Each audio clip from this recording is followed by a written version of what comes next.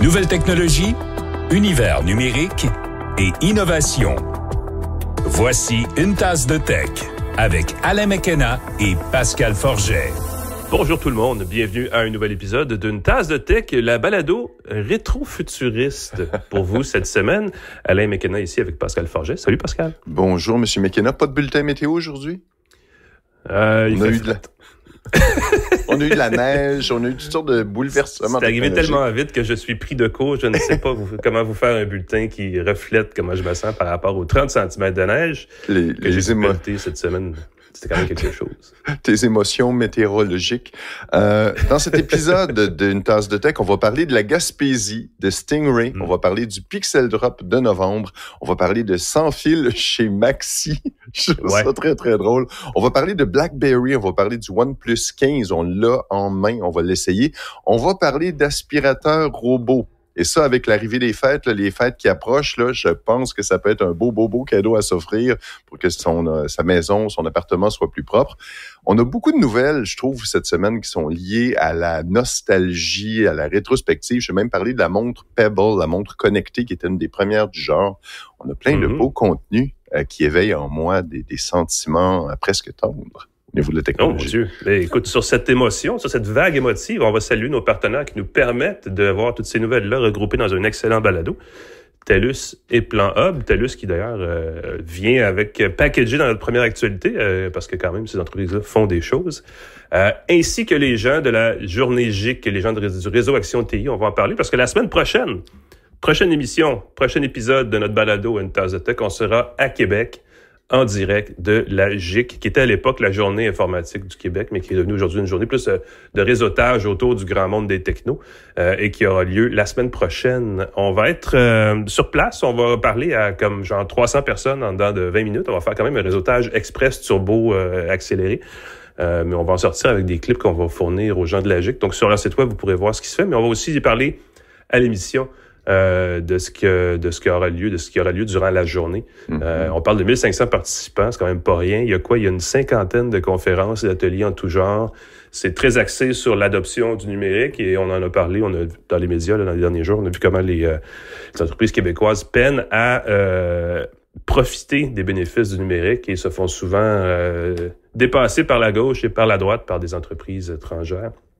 Alors qu'il existe des pistes de solutions, et je pense que c'est un peu ça le but de la journée, de présenter ces solutions pour les rendre plus accessibles. Et nous, notre mission étant de démocratiser, n'est-ce pas, la technologie et sa compréhension, ben on est là aussi.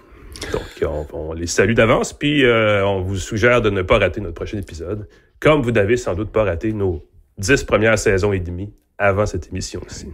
Et j'espère qu'on va pouvoir vous rencontrer en personne à Québec. Ceux qui sont sur place, n'hésitez pas à nous dire bonjour. Je suis très curieux d'avoir des gens là, qui vont nous dire « Hey! Alain McKenna! Pascal Forget! Wow! J'écoute votre podcast! » Les gens, je sais pas s'ils parlent comme ça, mais j'ai hâte. J'espère qu'on va avoir des gens qui vont nous venir ici. Il y a aussi InfoBref. Voilà. Tu voulais glisser un mot? Ben, bon, saluons-les. C'est vrai, le nom est là dans nos notes parce qu'InfoBref, c'est notre partenaire, notre infolettre quotidienne d'actualité générale avec qui on fait un partenariat de visibilité. C'est gratuit, abonnez-vous, c'est quoi, les nouvelles chaque jour en 5 minutes, ça vous informe. Vous savez, on dit, les runs de nos jours, tout ce monde-là ne lit plus l'information telle qu'elle était. Non. Sur InfoBref, pouf, dans votre inbox le matin et vous savez tout ce qu'il y a à savoir. Après ça vous éduque et ça vous forme l'habitude d'aller vers l'information. C'est quand même pas rien. Et parlant d'information, bien sûr, lançons tout de suite nos espressos de tech avec une grosse première nouvelle qui nous vient directement de chez TELUS en Gaspésie. C'est pas quelque chose qu'on aurait pensé dire comme ça il y a quelques semaines, mais ça fait un petit bout de temps que ça se trame. Et là, ça a été confirmé cette semaine. TELUS va relier en fait la Côte-Nord à la Gaspésie avec un câble de fibre optique de 125 km qui s'appelle le projet North Shore. North Shore, incidemment, qui est une chanson très douce et très poétique composée par Gordon Downey, qui est l'ancien chanteur de Tragically Hip, qui est très canadienne à sa façon. Donc, tout ça est un package d'informations et de nouveautés canadiennes régionales. Donc, je pense qu'il faut faire le lien entre ces choses-là. C'est important. Dans le cas du projet North Shore, donc de TELUS, c'est un câble qui va coûter 20 millions de dollars. Il y a une contribution du gouvernement fédéral là-dedans pour étendre la portée du réseau. Donc, ça traverse le fleuve Saint-Laurent dans l'eau, sous l'eau. On va relier Sept-Îles à Sainte-Anne-des-Monts.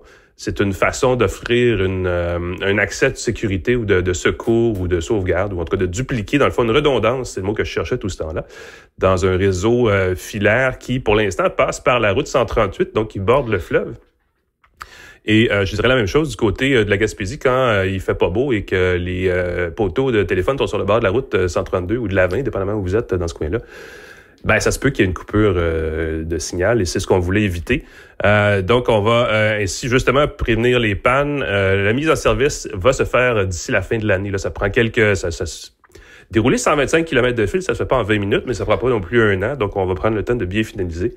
Et on dit qu'on fait attention à tout là au niveau environnemental aussi, c'est-à-dire qu'on a utilisé une combinaison de technologies liées à l'intelligence artificielle. Il y a de l'imagerie thermique, il y a des gens qui sont sur place et qui regardent avec leurs yeux pour s'assurer que tout est responsable et bien fait et qu'on va pas comme dropper un fil sur le dos d'une baleine, si vous voyez ce que je veux dire. C'est drôle, c'est exactement ce que j'allais dire. Tu veux pas faire tomber un câble sous-marin sur la tête d'une baleine. Et voilà. Donc, ce sera au bénéfice des gens de la Côte-Nord et de la Gaspésie, ce qui tombe sous le sens, parce qu'on veut... Je veux dire, on peut signer des ententes lucratives avec Starlink, comme certains gouvernements provinciaux l'ont fait, ou on peut aussi se rabattre sur nos fournisseurs canadiens, régionaux, nationaux et autres. Donc voilà, c'était le projet North Shore de TELUS. Parlant de projet local, il y a des nouvelles du côté d'Incertec, Pascal? Oui, une vente d'entrepôt qui va avoir lieu du 22 novembre 2025 de 9h à 14h. Incertec, c'est une entreprise de réinsertion sociale. J'ai assisté à leur, comment on appelle ça, c'est l'assemblée annuelle et j'ai été très touché par la mission d'Incertec. Ils aident des jeunes à retrouver le marché de l'emploi, à retrouver une place dans le marché du travail. Et écoutez, ils racontaient que ils travaillaient maintenant sur une coopérative d'habitation pour offrir aux gens qui travaillent chez Incertec des logements. Parce que souvent, les gens qui réinsèrent ont pas toujours un accès facile au logement. Et là, je trouvais ça tellement beau.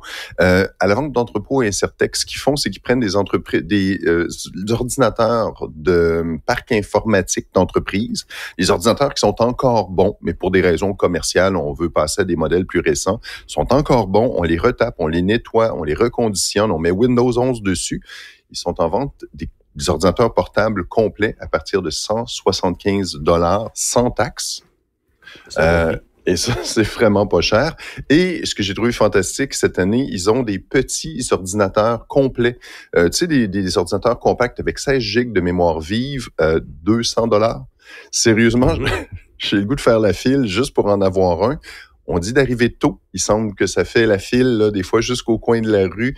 C'est à leur boutique sur la rue Molson, dans les Shop Angus. Incertec, super belle mission, super bel organisme. Vous avez des ordinateurs à partir de $175. Évidemment, il y en a des un peu plus costauds, un peu plus chers, mais on parle de $300-400 pour un ordinateur qui est parfait pour quelqu'un qui veut juste consulter ses courriels, quelqu'un qui veut naviguer sur le web, un enfant, un ordinateur d'appoint. Vraiment, vraiment belle mission, belle pour cause. Pour l'école, c'est parfait, ben oui. Et oui. Et c'est vraiment, vraiment le fun là, d'aider cette cause-là. Fait que la vente d'entrepôt d'Incertec le 22 novembre 2025 de 9h à 14h. Vous êtes prévenus. Habillez-vous chaudement et allez faire un tour. Je vous le dis, c'est très, très, très beau comme organisme. Et dites-leur bonjour de notre part. Dites, hey, une tasse de tech vous salue. Ils vont être contents. Nous aussi, en fait, parce qu'on les voit pas assez souvent. On fait dans la grosse nouvelle locale cette semaine, il s'est passé beaucoup de choses parce qu'on va parler de musique numérique en ligne et c'est rare qu'on fait ce genre de nouvelles-là, mais vous avez peut-être vu passer ça cette semaine. TuneIn, le service de radio par Internet, a été racheté par Stingray. Dont je pense le nom exact est Stingray Digital, mais je suis pas certain, c'est une compagnie de Montréal. Stingray, ils font depuis longtemps de l'agrégation, mais aussi de la curation de musique pour le numérique. Ils ont aussi des stations de radio un peu partout au Canada et ils ont aussi des applications liées aux postes musicaux sur la télé câblée. On le voit. Puis ils ont aussi une application mobile qui fait du contenu pas tout à fait comme le ferait Spotify, Spotify ou Apple Music, mais on s'en approche. Et là, Stingray vient d'acheter TuneIn pour la coquette somme de $245 millions canadiens. C'est 175 millions américains, mais ça se traduit, vous savez, avec le taux de change en un petit montant quand même assez substantiel. Ça fait de Stingray et TuneIn le troisième plus gros joueur dans l'audio numérique, dans le streaming numérique au monde, après YouTube et Spotify. Donc, ça, tout d'un coup, là, on a un géant chez nous de la musique et de l'audio en ligne. Est-ce que ça veut dire qu'on a le prochain super baladeur podcasteur ici qui va être poussé par? Je pense pas, parce qu'ils sont pas dans ils ont pas la main dans le contenu tant que ça. Ils offrent vraiment une infrastructure pour les chaînes, les radios traditionnelles aussi. Ils ont beaucoup de radios traditionnelles en version numérique, offertes en streaming. Ils ont l'œil, et ça, j'aurais aimé ça en parler avec eux, ils ont l'œil sur la prochaine génération de voitures connectées, parce que la plupart des nouvelles voitures ont un système dans le tableau de bord qui est basé sur Android, qui s'appelle Android Automotive, sur lequel on peut télécharger des applications comme on le ferait sur un téléphone. Évidemment, ça ouvre la porte à toutes les applications d'audio connectées qui sont pas des ondes FM. Par exemple, vous pourriez écouter le 98.5, notre station affiliée qu'on aime beaucoup, sur les ondes FM, mais aussi dans l'application Cogeco et via la plateforme Android. Donc, on vise ce créneau-là. On se dit, il y a beaucoup de demandes, il va y avoir beaucoup de demandes de ce côté-là. Et les constructeurs d'automobiles aussi ont l'œil là-dessus. Et clairement, ça s'en vient. Et là, on a un gros joueur au Québec, donc c'est le fun. Et je veux dire ceci, c'est ce qui manquait peut-être du côté des Spotify, des Apple Music et tout ça, ça va créer un système, une plateforme d'audio en direct. Donc, les gens qui écoutent la musique, qui écoutent les choses par le numérique, vont tout d'un coup avoir, et il l'a déjà via TuneIn, mais ils vont l'avoir encore mieux, encore plus développé du côté de cette nouvelle plateforme unifiée qui va probablement soit garder son nom, soit changer, mais quand même qui va offrir toujours du contenu en direct. Peut-être qu'on sera bientôt, on pourra dire, une tasse de texte sur votre plateforme Stingray préférée, ce qui serait quand même quelque chose via Cogeco. Donc, ça serait quand même tu sais, ce qui est le fun, c'est qu'on a plein de joueurs québécois là, tout d'un coup. Et ça, il faut vraiment le souligner. Ouais. Et la beauté d'écouter sa musique de façon numérique, c'est qu'on peut l'écouter où qu'on soit. Moi, j'ai grandi à Saint-Donat, dans les Laurentides. C'était dans les Laurentides à l'époque. Les gens disent, non, c'est dans le Lanaudière. C'était dans les Laurentides à l'époque. C'est pour vous dire comment ça a changé d'affiliation. Je sais pas pourquoi. Et c'était très drôle parce que quand on écoutait la radio, à un moment donné, on quittait la zone où on pouvait entendre la station de radio par les ondes FM. Avec la radio numérique, si du moment qu'on a une connexion cellulaire, on va pouvoir continuer d'écouter ces radios sans interférence, ainsi de suite. Et on parle de nostalgie dans cet épisode-là. Stingray s'appelait Galaxy avant. Oui, les stations Galaxy, ben oui, t'as raison. Ça me chicotait, c'était disponible sur le câble. T'avais des chaînes Galaxy. C'était Galaxy qui est devenu Stingray. Ah! On en apprend des choses dans le podcast. Ah, on est là pour ça. C'est ça notre but. Tiens. Parlant de nostalgie, on va tout de suite aller parler de la montre Pebble que tu utilises encore quand même, c'est pas rien. Ben écoute, je l'ai ressorti de mon tiroir parce que la montre Pebble, c'était une des premières, sinon la première montre connectée à son téléphone. Et c'était très cool d'avoir des notifications. C'était très cool de pouvoir utiliser différentes faces, différents affichages avec différentes informations dedans. C'était évidemment là les tout début, le Bluetooth connectait une fois sur deux, c'était un peu particulier, mais ça fonctionnait bien. Et c'est disparu. Ça a été lancé en 2014. Et à un moment donné, ils ont arrêté de supporter la Pebble. Il y a des gens qui ont décidé de continuer de la supporter. Ça s'appelait Rebel. Comme au lieu de Pebble, R comme a Rebel, rebelle, et en même temps Pebble comme le caillou. Sauf que le créateur de Pebble a décidé de reprendre les droits de Pebble. Il a demandé, je pense que c'était vendu à Google, toute une histoire. Et ils ont lancé l'application Pebble pour leur nouvelle montre, qui étrangement est aussi compatible avec la montre originale de 2014. Oh, ça c'est rare que ça arrive, ça. Et ça, je trouve ça assez miraculeux. Évidemment, si vous avez une montre Pebble, sortez ça de vos tiroirs, chargez-la. Il est possible que la pile ait mystérieusement perdu de sa capacité. Certaines personnes ont sorti ça de leur tiroir. Mystère, ça fait longtemps. Il y avait comme, oui, il y avait une petite bosse dans la montre qui fait comme, oups, la pile n'est plus bonne. Ouais. Évidemment, je regarde la mienne, elle fonctionne encore. Je touche du bois, mais l'autonomie, j'ai l'impression qu'elle sera plus ce qu'elle était. Puis certaines personnes peuvent ouvrir, changer, ça se remplace, ça se met à jour. Vous avez une montre de 2014, une montre connectée de 2014 qui va fonctionner avec la nouvelle application. Je l'ai fait ce matin. J'ai fait comme wow. Il y a quelques semaines, je l'avais fait avec l'application Rebel. C'est un peu plus compliqué avec la nouvelle application. C'est comme un charme. Application officielle, support. Bien hâte de voir et bien hâte de réessayer. Il y en avait une, entre autres, c'était l'application avec le Nyan 4. Le chat qui faisait gna gna gna gna gna gna puis qui se déplaçait, là, on a ce fond-là qui est possible. C'est un des classiques de la Pebble. Bien hâte de voir ça. il est de bon ton quand on est dans les TI de se déplacer. Tu sais, la montre calculatrice Casio de l'autre époque, la Pebble, c'est un peu l'équivalent de ça. C'est vous affichez clairement une forme de nostalgie, mais une compréhension aussi de ce que c'était la techno à l'époque. Vous pourrez, si vous le voulez, installer l'application pour Pebble sur un téléphone acheté à l'épicerie. C'est quand même une drôle de phrase. Parce que depuis cette semaine, c'est pas les seuls, mais c'est maintenant officiel. Bell et Loblaw ont lancé Sans nom mobile.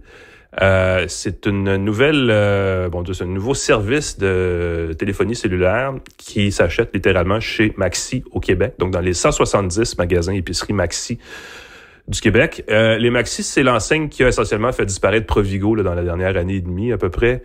Donc, chez Loblaw.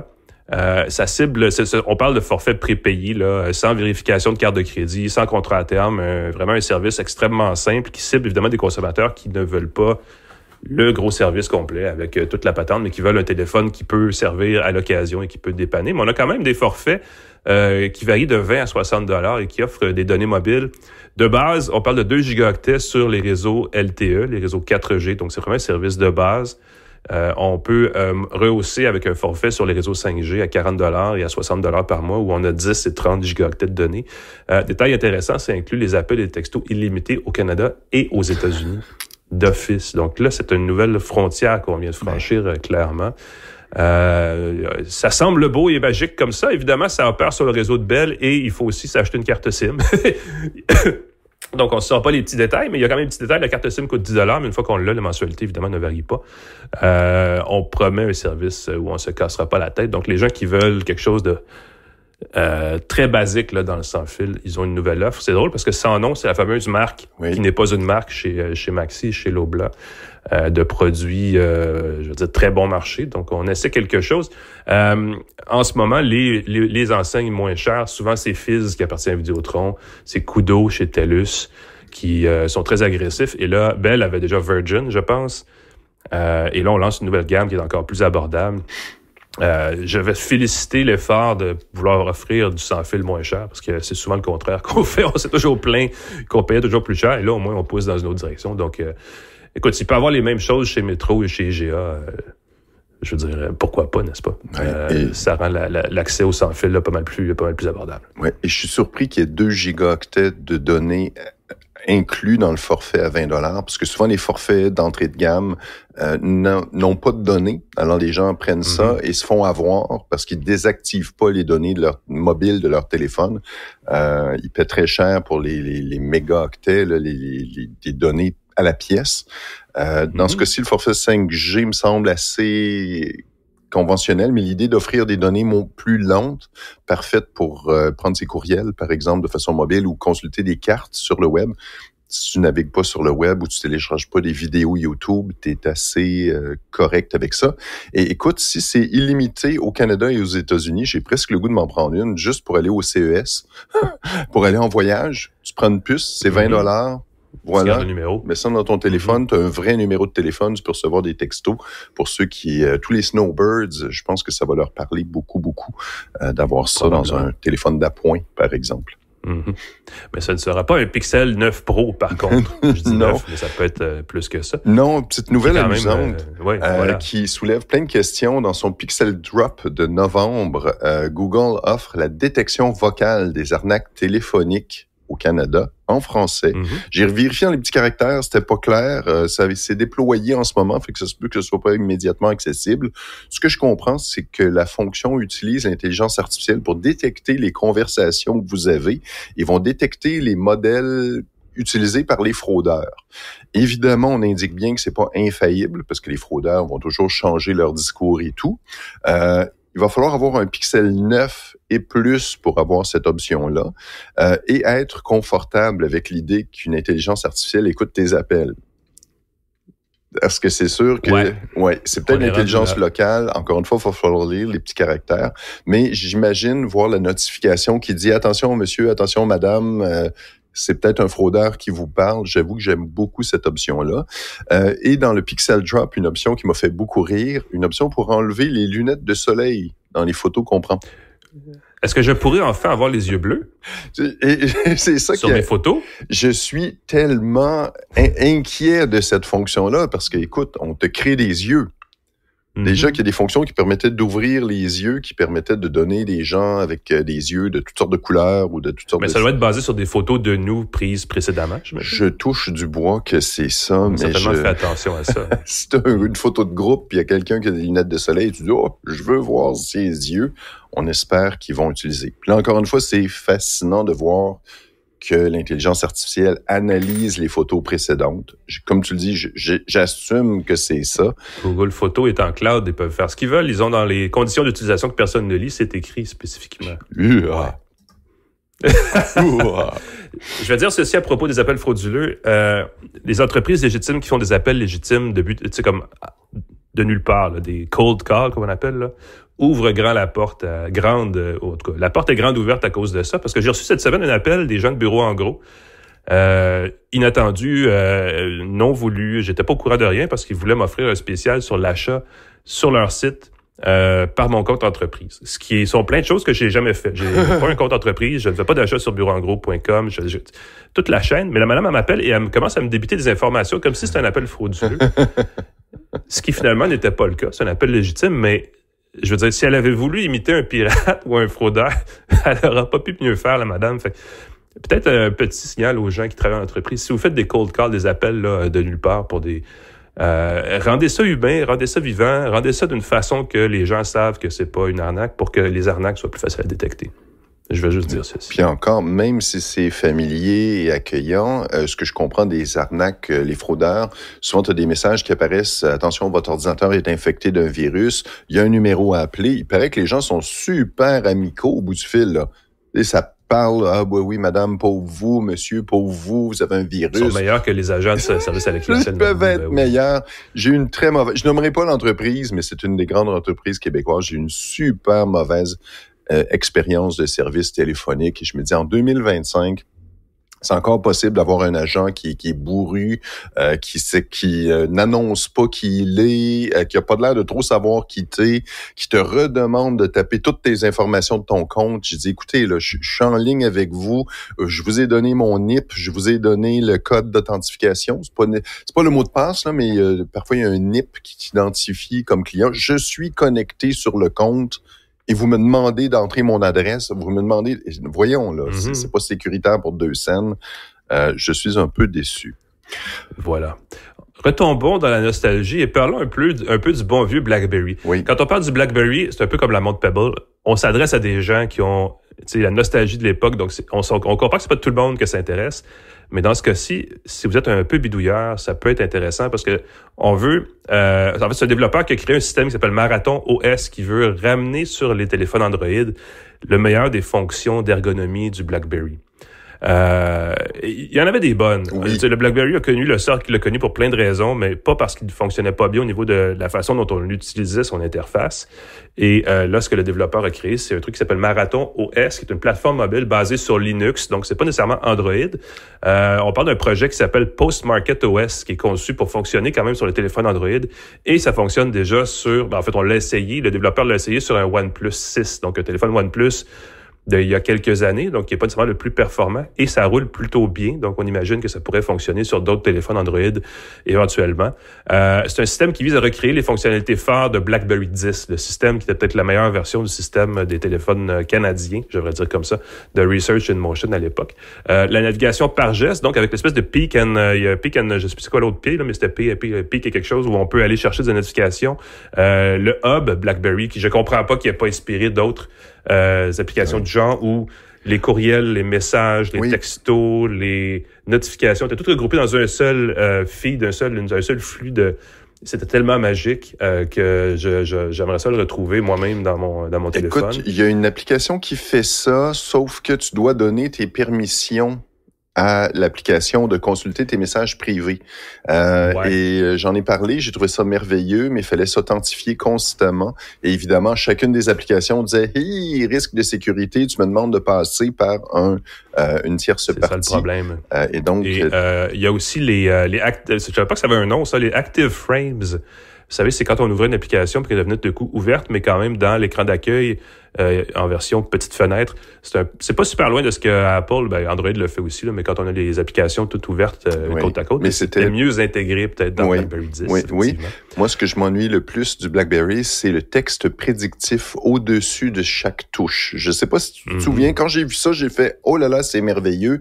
Dès que tu tapais une lettre avec un véritable clavier, pas un clavier, tu pouvais faire glisser vers le haut sur chaque touche. Fait que si tu tapais... Le clavier était tactile en plus d'être physiquement... Exactement. Fait que tu fais taper P, et là, ça te proposait P. Au-dessus du A, il était marqué Pascal. Au-dessus du R, préparé. Au-dessus du U, c'est publicité. Et il te proposait des mots et tu pouvais vite composer les mots que tu utilises le plus fréquemment en juste faisant un mouvement du doigt au-dessus de la touche. Et ça, je trouvais ça magique. Pascal va vous préparer une publicité, c'est ça que tu es en train de me dire. Non, mais je cherchais des mots avec PI. Ça aurait pu être, je sais pas moi, purulent, mais j'utilise plus souvent publicité que purulent. Selon évidemment les mots qu'on utilise le plus fréquemment. Ça, cette fonction-là du texte prédictif, c'était magique à l'époque. Effectivement. Je ne sais pas si c'est faisable de répliquer parce qu'il y avait un élément matériel à ça, mais c'est vrai que c'est une belle fonction des BlackBerry. Marathon OS, petit bémol, ne supporte que les applications Linux, Electron et Marathon, donc c'est propres applications. On promet un émulateur pour Android sur là. C'est un peu weird parce que c'est une version de Linux sur des téléphones Android qui va avoir un émulateur Android pour faire fonctionner les applications Android en plus de... On est rendu loin dans l'abstraction, mais c'est pour les gens qui ne se peuvent plus de s'ennuyer de BlackBerry 10. Surveillez ça. On promet des mises à jour pour le rendre de plus en plus compatible avec le plus en plus de téléphones possible. À suivre. Un autre élément nostalgique, Alain. Je sais pas si tu te souviens de Ninit. C'était non, en fait. C'est une application qui permettait d'installer en une fois plusieurs applications que tu aimais. Tu avais un nouvel ordinateur Windows. Je me souviens qu'à la revanche des nerds, pour les nostalgiques, j'avais souvent installé un ordinateur avec des logiciels en même temps. Puis là, c'était un logiciel à la fois. Il y avait Ninit. Tu cochais les logiciels que tu voulais installer et d'un clic, ça travaillait en arrière-plan et ça installait ce que tu voulais. Microsoft propose, ceux qui ont un ordinateur Windows, évidemment, il y a un truc très drôle qui s'appelle App Pack, qui se connecte avec le Microsoft Store, donc la boutique Microsoft, et qui te permet d'installer d'un clic les applications que tu veux. J'ai la fenêtre ouverte quelque part sur mon écran et c'est vraiment très chouette parce que tu peux dire, je veux installer, par exemple, Spotify, je veux installer iTunes, je veux installer Teams, je veux installer dans mon ordinateur. Et là, tu pèses sur le bouton et bam, ça s'installe. Des applications gratuites, évidemment, du Microsoft Store. Fait que si vous recevez un nouvel ordinateur, si vous avez acheté un... Je vois ton téléphone qui sonne, on est tellement dans l'ancien temps. Qui est-ce qui appelle encore au téléphone? Un téléphone prioritaire. Oui, il y a, si vous achetez un nouvel ordinateur, la vente d'entrepôt Incertec, par exemple, vous voulez configurer plusieurs applications. Jetez un coup d'œil là-dessus dans le Microsoft Store, les App Pack, Teams, Spotify, des jeux ou des applications plus concrètes pour personnaliser son interface, comme Flux. Je sais pas si tu connais cette application-là. Je pensais qu'elle était que pour Apple. Il semble qu'il y a une version Microsoft. J'ai découvert ça. Malheureusement, ça permet pas de désinstaller les applications qui sont installées dans les nouveaux appareils. Récemment, j'ai configuré une nouvelle machine. Puis là, il faut que tu enlèves l'antivirus en promotion, installé dedans. Il faut que tu installes des jeux installés en cadeau dedans. Il faut que tu installes un paquet de désinstallés. Ça, c'est possible avec une autre application dont le nom m'échappe. Et là, les gens doivent crier « C'est telle application! » Je m'en souviens plus. Marie. Les installateurs, ça vient souvent avec des attrapes, c'est ça qui est le problème. Ça dure. C'est gratuit pendant 3 mois, puis après ça se met à popper, et là, les gens se sentent obligés de payer. Je pense qu'on peut avoir des très, très belles options de sécurité dans son ordinateur avec Defender de Microsoft, qui est gratuit, qui suffit d'installer, puis le garder à jour, évidemment. Oui. Il y a eu... quand même une assez grosse nouvelle du côté du jeu vidéo dans les derniers jours. Là, Valve, qui, vous le savez, là, est l'entreprise derrière la plateforme de jeux Steam, a présenté 3 nouveaux appareils pour...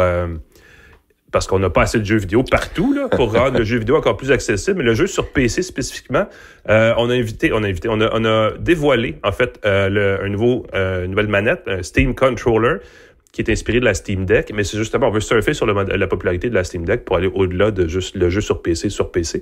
Donc, un contrôleur assez classique, là, très inspiré de la Steam Deck, avec les 2 joysticks, les 2 bâtons analogiques magnétiques, 2 pavés tactiles, 8 gâchettes, tout ce que vous voulez, qui est compatible avec un PC, avec clin d'œil, Steam Machine et Steam Frame. Et là, vous dites, mais que c'est ça? Ben, c'est les deux autres appareils qui ont été présentés en même temps par Valve. La Steam Machine est essentiellement un gros cube d'à peu près 15 cm par 15 cm, très carré, qui se veut, si vous voulez, une console PC, une console SteamOS qu'on branche dans un téléviseur, donc qui veut sortir Steam des ordinateurs pour l'amener dans le salon, qui est un peu le fantasme de la Xbox à l'origine, d'ailleurs, chez Microsoft, il y a de cela de nombreuses années. C'est une machine qui a l'air tout à fait correcte. On parle d'un processeur AMD Zen 4 avec 16 Go de mémoire vive, DDR5, là, qui est quand même un protocole de mémoire vive qui permet une bonne bande passante. On promet des images, des jeux vidéo de résolution 4K à 60 images par seconde avec lancer de rayons. Le quoi? Bon sang. Le ray tracing. C'est mon téléphone, Alain, qui sonne. C'est toi qui joues de la musique maintenant? C'est vraiment fou. Expérience musicale. Puis c'est un numéro privé, fait que c'est peut-être un fraudeur qui essaie de m'appeler. Ou le médecin. Ou le médecin. C'est peut-être Google qui t'appelle et qui dit « Hey, on a un service pour toi. » Pour revenir à la Steam Machine, donc 4K 60 images par seconde avec Ray Tracing, 512 Go jusqu'à 2 Teraoctets de stockage inclus, plus une fente micro SD. Donc, vous pouvez vraiment présumer qu'on peut installer plus que 4 jeux là-dessus, c'est quand même pas rien. Et de son autre côté, on a aussi le Steam Frame. Et ça, c'est intéressant parce qu'on sentait comme un essoufflement, on sentait pas une effervescence de ce côté-là, mais c'est un casque de réalité virtuelle. Ça existe encore, ça? Surprise. Ça existe encore, ça? On est en train de créer une espèce de spectre de ces appareils devant les yeux, j'aimerais dire comme ça, qu'on porte de la lunette banale, la lunette connectée avec musique, jusqu'au full casque style Vision Pro d'Apple. Et là, le Steam Frame, probablement, va aller chatouiller les gens qui se disent « Je pourrais acheter un Quest 3 mode Meta et ça ferait bien mon affaire. » Et chez Valve, on s'est dit non, on peut faire mieux que ça. On peut vous offrir un casque avec SteamOS, donc prêt pour les jeux de réalité virtuelle et les jeux qui ne sont pas de réalité virtuelle sur la plateforme Steam. Et il y en a beaucoup, en fait, et je pense que c'est ça qui agaçait les gens chez Valve, c'est qu'il était facilement possible d'envoyer les jeux de réalité virtuelle de Steam sur un casque Quest 3. En fait, il est encore facile de le faire. Et là, on s'est dit, ben là, tant qu'à laisser Meta vendre quelques centaines de milliers de casques à cause de ça, pourquoi pas les vendre nous-mêmes? La fiche technique semble tout à fait correcte. On parle de 2 écrans ACL devant les yeux qui font 2160 par 2160 pixels. Donc, des bonnes dalles, diraient les gens français, avec un champ de vision de 110 degrés. Ce qui est correct. On risque de pas voir les bordures, mais on peut y arriver rapidement si les jeux font pas vraiment une immersion totale. Un taux de rafraîchissement de 144 Hz, qui est aussi tout à fait acceptable dans le contexte. J'ai hâte de voir. On dit qu'il est très léger, très confortable. Évidemment, on peut pas dire le contraire parce qu'on veut le vendre, mais j'ai hâte de voir le processeur Snapdragon. Ils ont une gamme, parce qu'ils sont rendus à plus qu'une génération de cette puce faite exprès pour les casques de réalité virtuelle chez Qualcomm, et c'est ce qu'on veut utiliser chez Steam. Je serais très curieux d'essayer tout ça. J'ai hâte de voir si le Steam Frame, entre autres, va créer un petit buzz dans la réalité virtuelle qui va relancer ce marché-là. Ce qui va évidemment, encore une fois, déterminer, c'est le prix, parce qu'on n'a pas annoncé de prix là avec ces 3 appareils-là. Ça pourrait coûter cher, ce qui serait un peu dommage. Mais certainement qu'on va en entendre parler au début de l'année 2026. On dit début, plus de détails en janvier. Il y a le CES en janvier. Est-ce que Steve va vouloir, c'est-à-dire Valve va vouloir profiter de l'événement ou faire un truc de son côté à part? Ça va être à suivre, là, mais je sens que de toute façon, au CES, il va avoir, sinon les appareils en tel quel, il va avoir au moins des accessoires par des fabricants tiers et qu'on va en entendre parler un peu plus. Mais c'est intéressant de voir Valve pousser, là, alors qu'on n'attendait pas grand-chose en ce moment dans le jeu vidéo. Donc, attends pour Noël, mais trop tard pour Noël, parce que ça ne sera pas lancé, ça ne sera pas vendu. Peut-être que ça va empêcher des gens d'acheter un Quest 3 pour Noël à leur enfant, en se disant « Oh, je vais attendre le prochain ». Je pense que stratégiquement, c'est souvent ça. On veut empêcher, on n'est pas prêt pour Noël, mais attendez un peu et après Noël, vous allez pouvoir vous l'offrir. Vous pouvez acheter une boîte de carton et télécharger l'application Cardboard de Google pour, en attendant, avoir des jeux sur votre téléphone que vous mettez devant vos yeux sur une boîte en carton. Ouf, là, tu tombes c'est nostalgique. Vraiment nostalgie, parce que tu dis ça, puis là, je me demande vraiment, est-ce que ça existe encore, l'application Cardboard? Je le sais même pas. Chercher ça sur Internet, c'était assez magique, ça permettait d'avoir de la réalité virtuelle, du 3D dans son téléphone. C'était un petit peu broche à foin. C'est ça, ça divisait en deux l'écran de son téléphone, ça mettait une image de chaque côté, là, tu mettais des lunettes en carton, et grâce à la puissance... Tu peux acheter le Cardboard en carton, où tu peux imprimer le diagramme, le coller sur une boîte, le découper et faire ton propre casque en carton. En carton. Vous l'aurez deviné, c'était un grand succès commercial. Mais c'est gratuit, c'est quand même. En tout cas, fait à suivre dans le cas des produits de Valve. C'est à ma fin aussi. C'est une grosse semaine, finalement, ça m'a fait à notre segment d'actualité, je vais le dire comme ça. Je vais aller me moucher, parce que vous l'avez peut-être remarqué, j'ai le nez bouché. Ce qui fait que je parle avec une autre voix que d'habitude, quand même pas rien. On prend une courte pause et on revient avec l'aspirateur de rêve de Pascal et le OnePlus 15. Restez avec nous à une tasse de tech.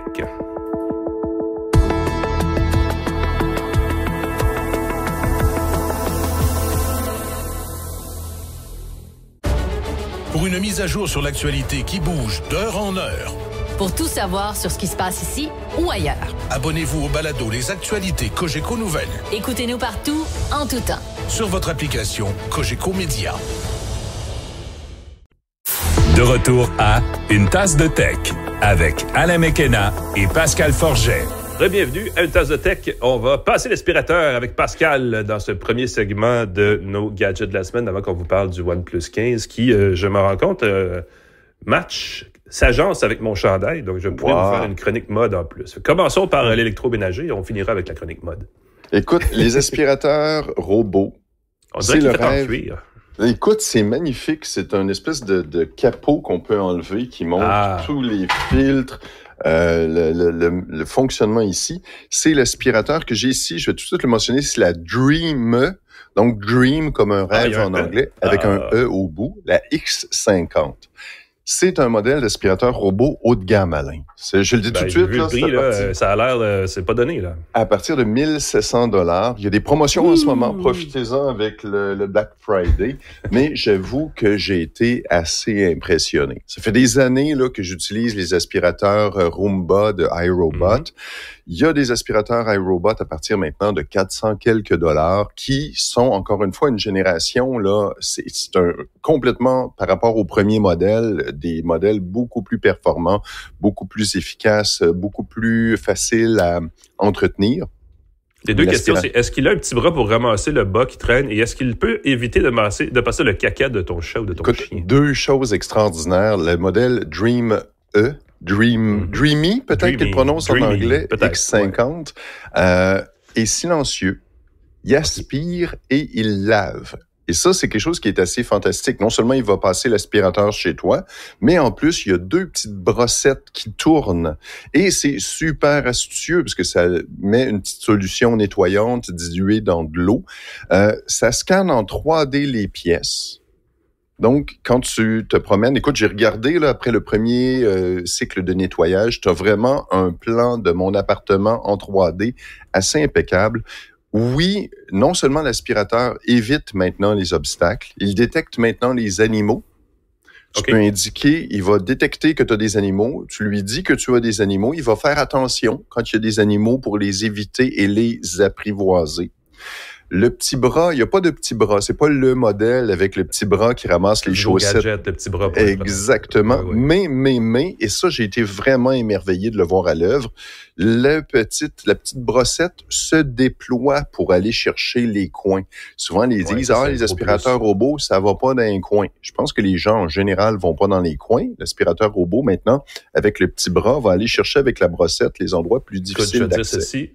Lane Hudson va dans les coins. Donc, un aspirateur peut aller dans les coins. J'assume que c'est une référence de sport. Oui, c'est ça. J'avoue que j'assumais que c'était ça. L'autre chose, les 2 petites brosses qui se nettoient. Évidemment, on peut choisir seulement d'aspirer. On peut choisir seulement de nettoyer le plancher avec une solution plus d'eau, moins d'eau. Les petits coussinets se sèchent.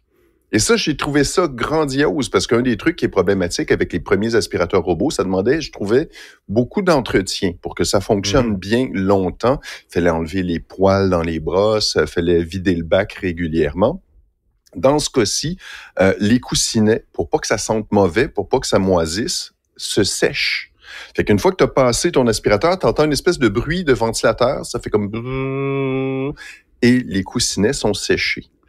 L'autre chose, normalement, il fallait vider le bac régulièrement de son aspirateur pour que ça fonctionne bien. Dans ce cas-ci, la base d'accueil du X50, de l'aspirateur, qui est assez gros, c'est une grosse base d'accueil, vide ton aspirateur pour toi. dans un petit sac d'aspirateur. Et ça, c'est une des petits trucs qui m'embête, c'est qu'avec les aspirateurs Dyson, entre autres, tu n'as plus besoin d'acheter des sacs. Dans ce cas-ci, tu vas avoir à remplacer de temps en temps le sac d'aspirateur, mais ça prend 2 secondes, c'est pas difficile. Et l'autre chose, c'est que tu as du liquide pour de l'eau pour nettoyer le plancher. Et là encore, tu n'as pas besoin à chaque fois de vider ou de remplir le réservoir. C'est automatiquement vidé dans des gros bacs qui font au moins 4 litres. Mm-hmm. Et à chaque nettoyage, tu as besoin d'à peu près peut-être, je sais pas moi, 200 millilitres de liquide. Fait que tu peux faire plusieurs nettoyages sans avoir besoin de remettre de l'eau ou d'avoir besoin de vider. Moi, je suis encore un peu accro. Je vide régulièrement pour pas, j'ai peur un peu que ça sente mauvais, mais c'est un gros bac facile à nettoyer. Là, c'est vraiment une espèce de gros bac avec une poignée. Tu prends la poignée, tu vides ça dans ta cuvette et bam, t'as fait l'entretien. Ça ajoute une belle dimension de pouvoir ne pas se casser la tête à chaque lavage. C'est un peu le but du robot, hein, c'est de pouvoir le laisser faire pendant 1 mois, 2 mois. Et c'est ça. Moi, je sais pas si je le ferais pendant 1 mois. J'aurais toujours peur que ça sente bizarre, mais je veux dire ceci, t'as pas besoin de le faire à chaque utilisation. C'est ça qui est le fun. Exact. Quand on a un bac d'eau fraîche qui peut se remplir pour ensuite passer la vadrouille, c'est que le savon, il reste pas mêlé à l'eau. Fait que quand on veut une solution d'eau savonneuse pour bien nettoyer le plancher, ça crée souvent un film gras autour du bac. C'est pas parfait encore. Mais c'est sûr que quand tu as des grosses réserves dans la base, ça permet de l'utiliser plus longtemps sans avoir à y toucher. Et ça, c'est un gros plus. Exactement. Tu as le réservoir d'eau et tu as le réservoir de savon. Fait que là, vraiment, en plus, à l'utilisation, ça se mélange. Et ça, c'est encore assez génial. Mieux, alors. C'est vraiment génial. Tu as ton réservoir d'eau propre, ton réservoir d'eau sale et gros réservoir d'eau sale, gros réservoir d'eau propre. Fait que tu peux le faire. Et ton réservoir de savon, tu verses une fois dedans. L'autre chose qui est fantastique, c'est qu'il y a une caméra qui permet de détecter, entre autres, faire la carte 3D. Donc, tu peux détecter, tu peux dire dans quelle pièce tu veux faire le ménage. Et c'est très précis. J'ai vraiment été impressionné. Ce qu'on voit pas en ce moment, ceux qui nous regardent sur YouTube, c'est que la petite caméra se déploie quand l'appareil fonctionne. Donc, ça rajoute une petite bosse de quelques centimètres au-dessus, qui est la caméra. Sauf que cette caméra-là se rentre quand elle détecte qu'un meuble est trop bas. Ah bon? Donc, et ça, c'est merveilleux, encore une fois, de le voir à l'œuvre. L'autre chose qui est magique, quand je dis que ça ressemble à un petit crabe, un crabe qui déploie une espèce de brossette, qui déploie les coussinets pour nettoyer, mais il y a aussi des petites pattes qui permettent de soulever l'aspirateur pour passer par-dessus. Des fois, dans les pièces, t'as comme des rebords. Donc, passage du salon, passage d'une surface à l'autre, d'une surface en tuile à une surface en bois franc, t'as une petite bosse. L'aspirateur se lève. Et c'est magique, là. C'est vraiment, il se lève et il passe par-dessus la bosse et il continue comme si de rien n'était. J'ai été tellement impressionné. Bientôt, il va monter les marches. C'est le jour où on a un aspirateur qui monte les marches, on a une solution pour vrai. On a vraiment quelque chose d'impressionnant. Fait qu'on est vraiment dans une autre dimension. Ceux qui ont des mauvais souvenirs des premiers aspirateurs robots qui demandaient de l'entretien, qui brisaient, c'est loin d'être parfait, là. Qui étendaient le caca partout dans la pièce, qui butaient partout dans les meubles. Maintenant, le nettoyage, tu peux précisément, tu as toutes sortes de modes qui détectent, par exemple, le nettoyage rapide, le nettoyage automatisé. Tu as l'option et la quantité. Encore une fois, j'ai pas lavé mes planchers souvent. Je vis seul et puis, mais j'ai fait, évidemment, je suis tellement enthousiaste que je l'ai fait plusieurs fois le nettoyage. Et à chaque fois de voir la couleur de l'eau qui est grise. C'est la poussière, forcément. Il y a toujours, on s'en rend pas compte, on la voit pas tout le temps, mais la poussière, elle s'accumule. Oui. Et j'ai été surpris après quelques passages parce qu'évidemment, mes planchers je réalise, étaient plutôt sales. La quantité, la couleur de l'eau de rinçage était de moins en moins grise. Et j'ai été surpris de voir à quel point mon plancher est maintenant plus propre. Je fais « Wow, c'est bien clair dans ma cuisine ». J'exagère à peine. Mais sérieusement... Donc, la Dream X50. Évidemment, c'est une belle machine. Est-ce qu'elle vaut son prix quand même? Écoute, l'idée des aspirateurs robots, c'est que ça remplace pas un nettoyage en profondeur manuel. Ceux qui le font systématiquement, puis qui brossent dans les coins et tout, c'est sûr que si vous êtes méthodique puis que ça vous fait plaisir, il y a des gens pour qui c'est une forme zen de détente. Ceux qui le font pas souvent, puis qui ont des animaux, ceux qui ont des allergies, ceux qui veulent un peu plus, ceux qui veulent se garder Tu sais, tu t'en vas prendre une marche, tu t'en vas souper, tu accueilles des gens, tu t'en vas faire tes courses, tu reviens, le plancher est propre. C'est le fun en tabarnouche. Fait que c'est... Ça enlève une tâche. Ouais, puis la garantie, elle est de plusieurs années. Fait qu'ils ont confiance dans leurs produits, c'est assez le fun. Tu vois que la compétition dans les aspirateurs robots, là, c'est plus que du gadget. Là. Je pense que ça commence à devenir... On a dépassé le premier stade qui était comme la curiosité. Là. C'est rendu un marché accessible selon les goûts, effectivement. Ouais. Fait que je suis assez emballé. C'est 1 700 $. Encore une fois, vérifiez les soldes du Black Friday. Il y a souvent des promotions, des 10% de rabais sur ton premier achat. Jetez un coup d'œil là-dessus. Il y a aussi le X40, il y a aussi le X30. Vous avez peut-être pas besoin d'un aspirateur robot qui lave. Il y en a encore une fois à partir de 400, 300 $ en solde des fois.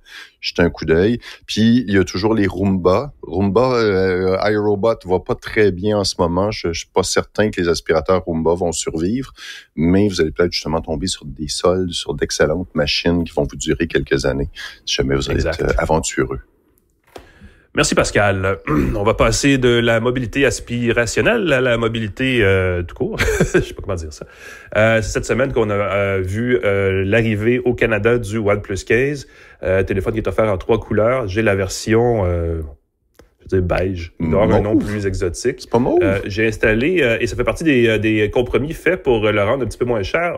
J'ai installé une bague style MagSafe pour pouvoir apposer à l'arrière de l'appareil des trucs magnétiques. Ce que le OnePlus précédent, le 13, parce qu'on est passé de 13 à 15, offrait à travers des étuis. Oui. Et juste ça, je vais vous dire, si vous avez des accessoires MagSafe, là, magnétisés, sont importants pour vous, oubliez tout de suite ce téléphone-là et allez plutôt vers les Pixels qui l'ont intégré. Ils appellent ça le Pixel Snap, mais c'est essentiellement du MagSafe pour Android. Je vais dire ceci, ce téléphone-là me laisse un brin... mi-figue, mi-raisin, parce que c'est un bel appareil. On essaie de le vendre moins cher qu'un téléphone d'une marque concurrente similaire, mais il reste qu'il coûte 1 300 $. Donc, c'est pas un appareil abordable. Si on compare la fiche technique avec un Galaxy S25 un peu plus, pas nécessairement le modèle de gamme, parce qu'il est plus haut que ça dans le cas du OnePlus 15, on sauve quand même quelques dollars. Il est 1 900 le S25 comparable, donc on sauve quand même 600 $. Un iPhone 17 Pro comparable serait 1 750 $. Donc on veut jouer cette carte-là, mais différemment. OnePlus, une marque chinoise qui appartient maintenant à une entreprise plus grosse encore qui s'appelle Oppo, OPPO. Oppo ne vend pas ses téléphones directement chez nous. Il se base sur la marque OnePlus. Le feeling que j'ai, c'est qu'on a de la misère à générer des profits durables. On a de la misère à se tailler une part de marché conséquente en Amérique du Nord. Et là, on revient à une mise en marché plus conservatrice. Et c'est ce qui se passe. Le OnePlus 13 était tellement élégant. Ils ont mis la totale. Ils ont poussé fort. Et là, on dit non, là, on veut quelque chose de plus typique de ce qu'était le début de OnePlus. Oui, fonctionnel, utilitaire, design industriel, très simple, exactement, très sobre. Un design très simple. Et pourtant, la fiche technique est extrêmement musclée. Oui. On a le plus récent processeur Snapdragon, le Snapdragon 8 Gen 5, je veux dire comme ça, avec 16 gigaoctets de mémoire vive. On a un super affichage de l'écran. Technologie LTPO fait 6,8 pouces. On a un taux de rafraîchissement de 165 Hz. Je pense que c'est le plus élevé dans le marché. J'ai jamais vu quelque chose en haut de 140, donc on est quand même quelque part. Et surtout, c'est pas un appareil qui est particulièrement gros. Il reste quand même assez rectangulaire, assez cubique à sa façon, là, mais on a une batterie là-dedans de 7300 mAh. Ouais. C'est bon pour facilement 2 journées là, d'utilisation entre 2 recharges sans aucun souci, mais c'est énorme.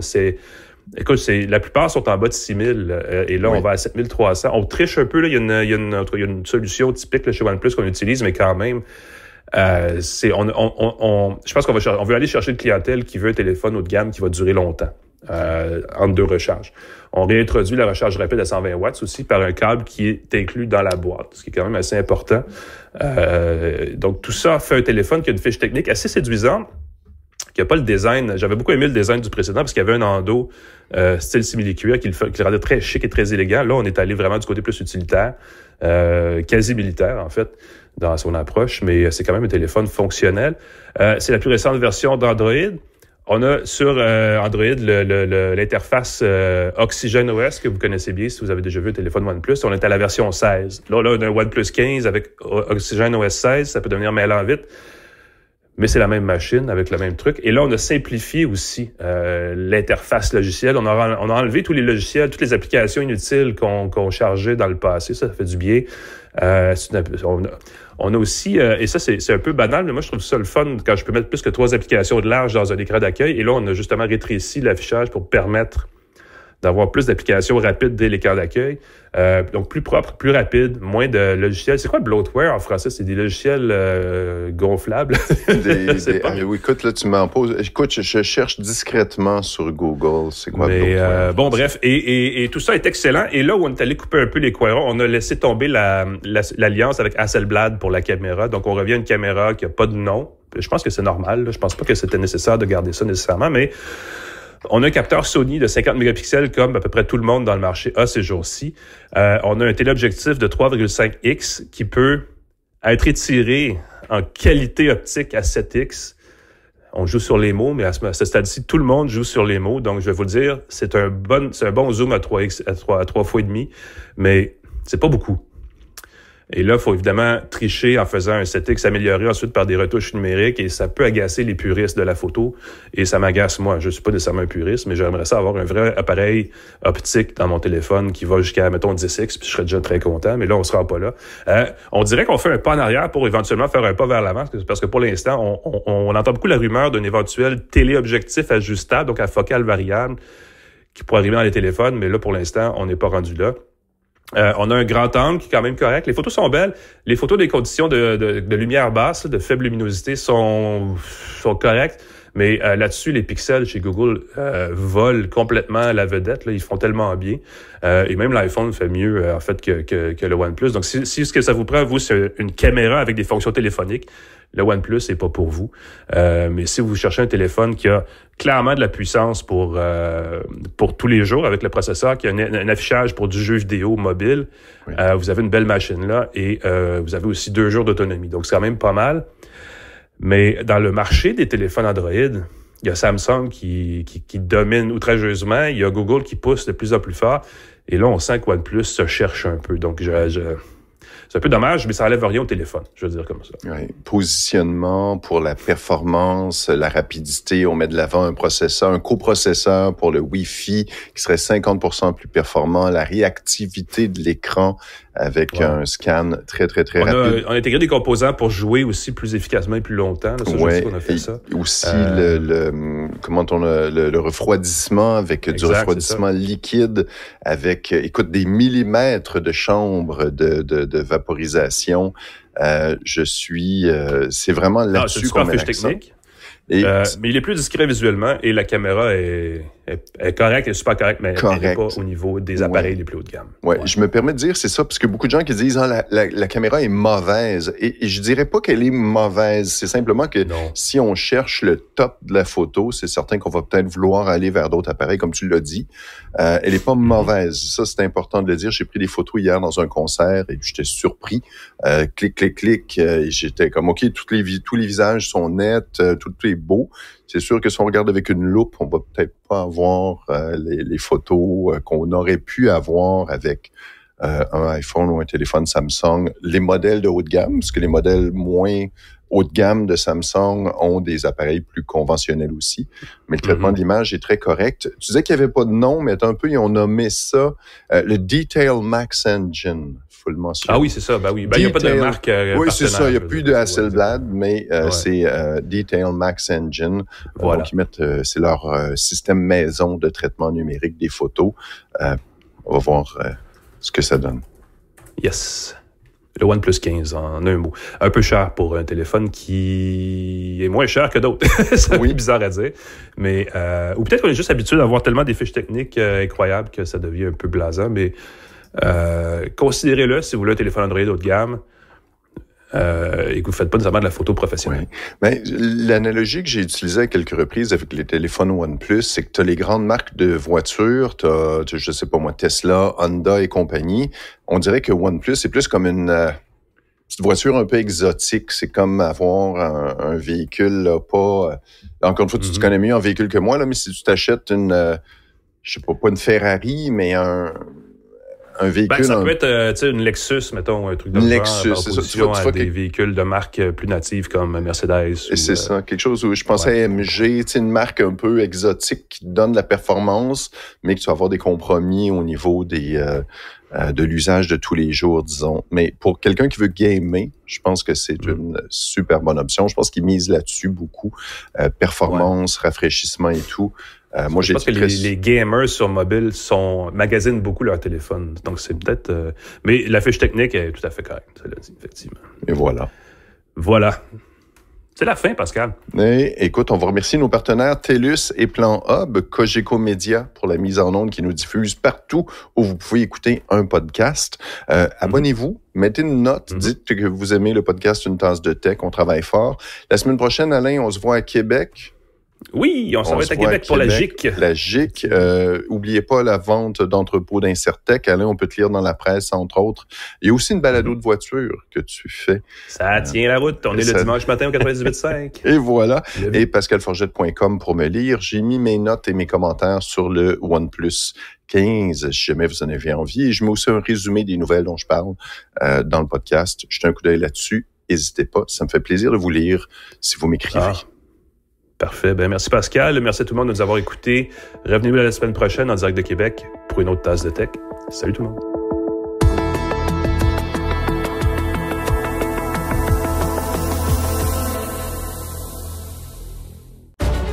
Pour une mise à jour sur l'actualité qui bouge d'heure en heure.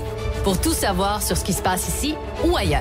Abonnez-vous au balado Les Actualités Cogeco Nouvelles. Écoutez-nous partout, en tout temps. Sur votre application Cogeco Média.